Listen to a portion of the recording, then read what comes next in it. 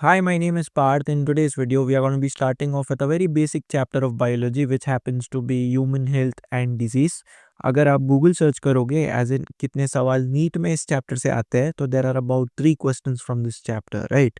सो इस mini series में अगर आप देखोगे चैप्टर का लेआउट जो है वो ऐसा है कि हम पहले हेल्थ की बातें करेंगे, फिर उसके बाद कुछ डिजीज़ की बात करेंगे जैसे टाइफॉइड है, मलेरिया है, common cold, pneumonia, amoebiasis, ascariasis, filariasis, ringworm, cancer, AIDS, right?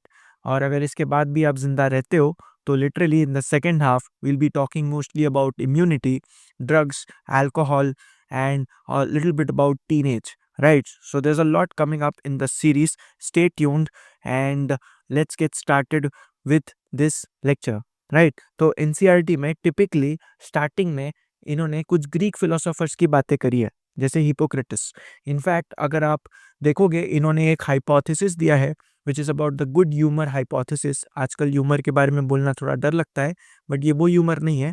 आपके बॉडी में 4 टाइप के फ्लूइड्स है: black bile, yellow bile, blood, phlegm. तो अगर इसमें कुछ 19-20 होता है तब जाकर के आपको कोई ना कोई टाइप की बीमारी होगी, ऐसा ये हाइपोथेसिस कहता है, राइट? इनफैक्ट अगर आप गूगल सर्च करोगे तो हिपोक्रेटस अंकल जो है इन्होंने ये स्टेटमेंट्स कहे हैं कि अगर आपके पास ब्लैक बाइल है मतलब आपको ज़्यादा करके फीवर होगा और आप हॉट पर्सनैलिटी को बिलोंग करते हो. हालांकि इसको विलियम हार्वी अंकल ने गलत प्रूफ किया है.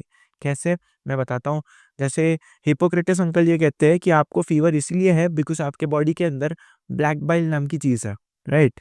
सो विलियम हार्वी जो है इन्होंने कहा कि हम थर्मोमीटर यूज़ करते हैं जिससे हम बॉडी टेम्परेचर नाप सकते हैं, राइट?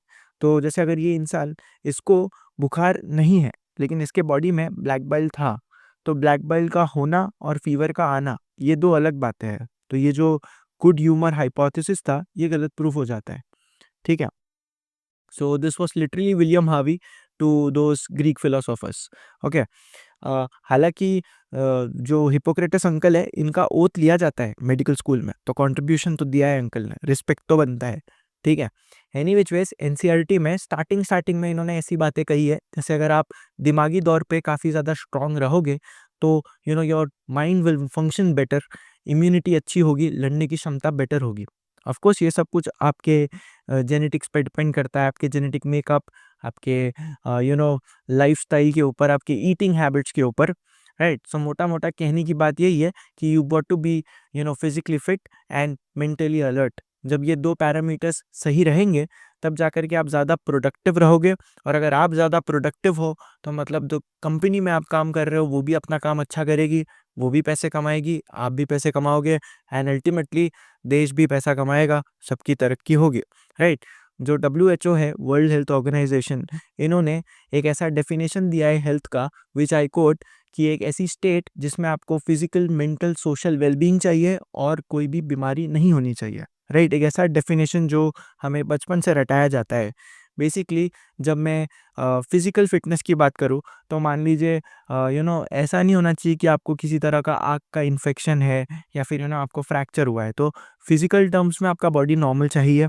दूसरा, यू नो आपको एंजाइटी, डिप्रेशन ऐसा कुछ नहीं होना चाहिए. Mentally also you should be okay, right? And socially, well, I have no comments on this lady, but I don't know what she's trying to prove socially. Whether she's healthy or no, let the internet decide. इसके अलावा I mean India's got latent recently. You should know what to speak, when to speak, on what platform, because I mean I have no comments whether it was right or wrong. End of course उस definition में एक चीज़ और कहा था कि absence of disease. तो जो word disease है इसके अंदर भी 2 शब्द है. डिस का मतलब डिस्टर्ब होता है, ईज का मतलब बॉडी फंक्शन होता है, राइट?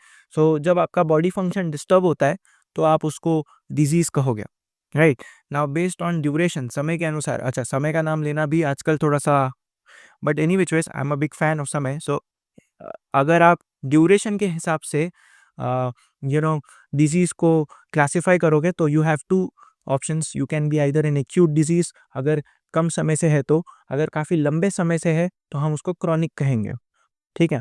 अगर कोई ऐसी बीमारी है जो छूने से फैलती है तो उसको आप इन्फेक्शियस कहो, जिसका दूसरा नाम कम्युनिकेबल है. अब इस वाली कैटेगरी में worldwide leading cause of death AIDS में आ जाता है। ठीक है, ये एक अच्छा खासा PYQ है, याद रखिए। और अगर कोई ऐसी बीमारी है जो छूने से नहीं फैलती तो उसको आप नॉन इन्फेक्शियस कहो या नॉन कम्युनिकेबल कहो। इस वाली कैटेगरी में world wide again leading cause of death is cancer. ठीक है, कुछ और टर्म्स है जैसे एंडेमिक। एंडेमिक मतलब वो बीमारी जो स्पेसिफिक लोकेशंस पे ही पाई जाएगी आप, जैसे एंडेमिक गोइटर जो आयोडीन की कमी की वजह से होता है, जो ज़्यादा करके हिली रीजन्स में देखा जाता है। ठीक है, वहीं पे अगर एक टाइम पे बहुत सारे लोगों को ये बीमारी हो रही है तो उसको हम एपिडेमिक कहेंगे। ठीक है, और अगर वर्ल्ड वाइड आपको इसके लक्षण दिख रहे हैं, कोई बीमारी के लक्षण दिख रहे हैं, जैसे कोविड के टाइम पे हुआ था, तो उसको हम पैंडेमिक कहेंगे। ठीक है, any which ways disease causing agent को हम पैथोजन कहते हैं, उसकी पढ़ाई को पैथोलॉजी कहेंगे। दो और शब्द आते हैं इस चैप्टर में, एक है एंटीजन और दूसरा है एंटीबॉडी। कोई भी ऐसी चीज़ जो आपके इम्यून सिस्टम को एक्टिवेट करने की क्षमता रखती हो उसको हम एंटीजन कहेंगे, और उसके खिलाफ जो हमारा बॉडी बनाता है उसको हम एंटीबॉडी कहेंगे। ठीक है, so that's all for this intro lesson to human health and disease. Stay tuned.